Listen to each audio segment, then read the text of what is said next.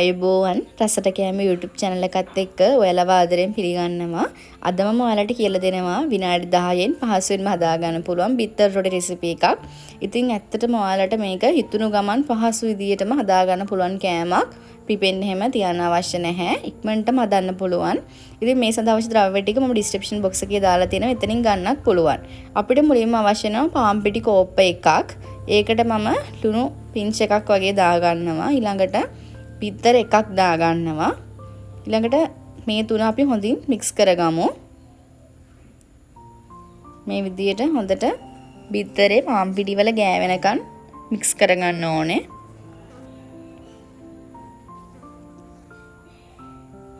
ඊළඟට මේකට අපි ඇල් වතුර තමයි යොදාගන්නේ. මේ විදියට වතුර දදා අපි මේක හොඳින් mix කරගන්න ඕනේ. දියාරු මිශ්‍රණයක් වෙනකන් අපි හදා ගන්න ඕනේ.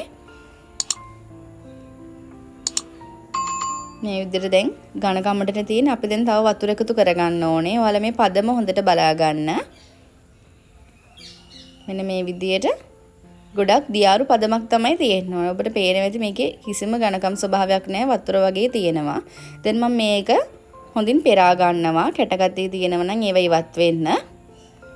ඉතින් දැන් ඇත්තටම ගොඩක් මාළු පාන්, එළවලු රොටි ඒ වගේ ඒවා කඩින් මිලදී ගන්න ගියොත් ඇත්තටම ලොකු ගාණක් දීලා තමයි ඔයාලට ගන්න වෙන්නේ. ඉතින් මේ වගේ පහසුවෙන්ම ඔයාලට හවස් වෙලාවකට ගෙදරදී හදාගන්න පුළුවන්. ඊළඟට මම පෑන් එකකට බටර් ටිකක් මේ විදිහට දාගන්නවා. කැමති නම් පොල් තෙල් ටිකක් එකතු කරගන්න පුළුවන්. ගොඩක් නෙමෙයි. පොල් තෙල් නම් තේ හැඳි එකක් වගේ දාගන්න. දාලා බටර් ටික හොඳට පෑන් එකේ රත් වුණාට පස්සේ මේ විදිහට අපේ හදාගත්තු මිශ්‍රණයෙන් ටිකක් දාලා මේ විදිහට ලස්සනට රවුමක් හදා ගන්නවා. ඉතින් අඩු ගින්දරේ මේක කරන්න ඕනේ. වර්ණය වෙනස් වෙනකන් මේ විදිහට තියාගන්න. ඊට පස්සේ අපිට තියෙන අනිත් පැත්ත හරව ගන්න. දැන් මම මේ අනිත් පැත්ත හරවලා තියෙන්නේ. මේ රොටි එක කහ පාට වගේ වෙලා තියෙන්නේ මම මේකට බටර් එකතු කරගත්තු නිසා. ඊළඟට දානකොට අපිට බටර් එකතු කරගන්න අවශ්‍ය නැහැ. මේ විදිහට ටිකක් දා ගන්නවා. මේ විදිහට ලස්සන රවුම හදා ගන්න.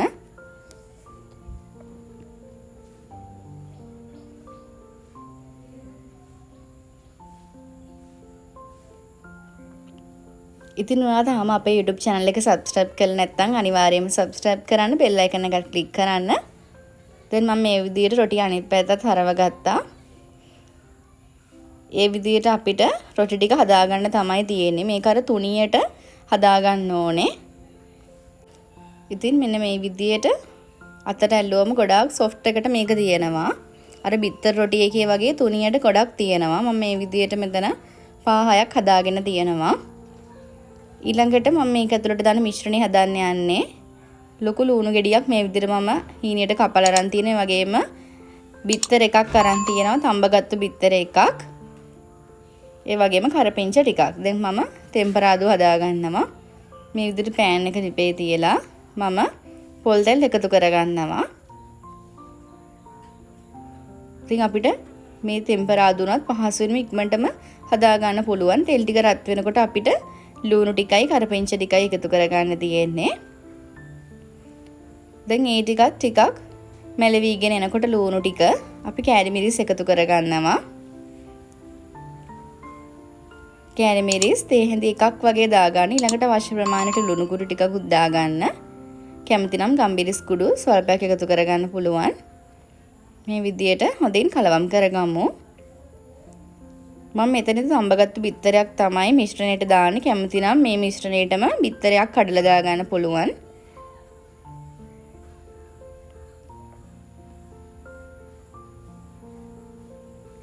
දැන් මම හදාගෙන ඉවරයි. අපි ලුණු ටික ගොඩක් කර වෙනකන් තියාගන්නේ නැහැ. මේ ගානට ගත්තම හරිම රසයි. ලුණු කෑලි හැපෙනකොට හරිම රසයි. දැන් මම ඒකටම තඹගත්තු බිත්තරේ මේ විදිහට දාලා ඒක පොඩි කෑලි වලට කඩා ගන්නවා.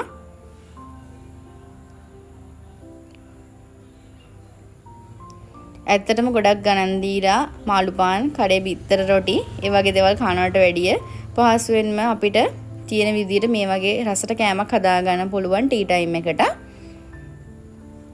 දැන් මම මේ විදිහට අපි හදාගත්තු එක රොටියක් අරගෙන ඒකට අපි හදාගත්තු මිශ්‍රණය මේ විදිහට තියාගන්නවා. ඊළඟට මම පෙන්නන විදිහට නවා ගන්න ඕනේ. මෙන්න මේ විදිහට මුලින්ම දෙපැත්ත දෙක මේ විදිහට නවා ගන්න. ඊට පස්සේ අග දෙකත් මෙන්න මේ විදිහට නමා ගන්න ඕනේ. ඉතින් මේක ටිකක් ගැලවෙන්න බලනවා. ඔයාලා පරිස්සමට මේක කරගන්න. මොකද රොටිය ටිකක් සොෆ්ට් ගතිය වැඩි නිසා කැඩෙන්න බලනවා. ඒ නිසා පරිස්සමට කරන්න. මෙන්න මේ විදිහට මම තව එකකට මිශ්‍රණය තියාගන්නවා. ඒකත් මේ විදිහට නමා ගන්නවා.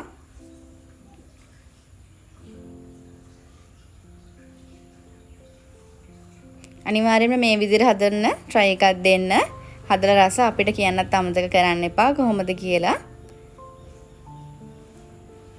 මෙන්න මේ විදිහට මම මේ ඔක්කොම ටික හදා ගන්නවා. දැන් මේ ඔයාලට පේන්නේ මම මේ වගේ හදාගත්තු ටික. දැන් මම මේක ටිකක් බැද ගන්නවා. පෑන් එකට තෙල් ටිකක් මේ විදිහට දාගන්න. ගැඹුරු තෙලේ බැද ගැනීමට අවශ්‍ය වෙන්නේ නැහැ.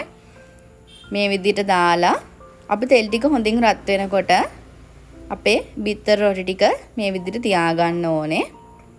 පරිස්සමට තියාගන්න.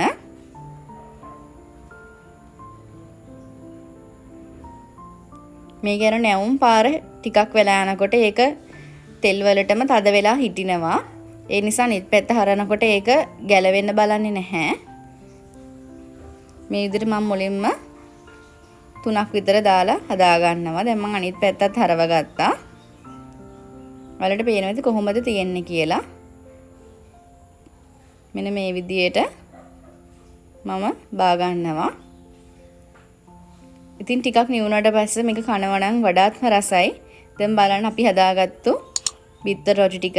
දැන් මම මේකට මයොනයිස් ටිකක් එකතු කරගන්නවා. ඒත් එක්කම තේ එකක් මම හදා ගන්නවා. ඉතින් හරිම රසට අපිට ටී ටයිම් එකට මේ වගේ කෑමක් පහසුවෙන්ම හදා ගන්න පුළුවන්.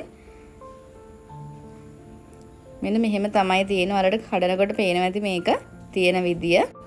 එහෙනම් යාළුවනේ අදට අපි ගිහිල්ලා එන්නම්. ඔබට සුබ දවසක්.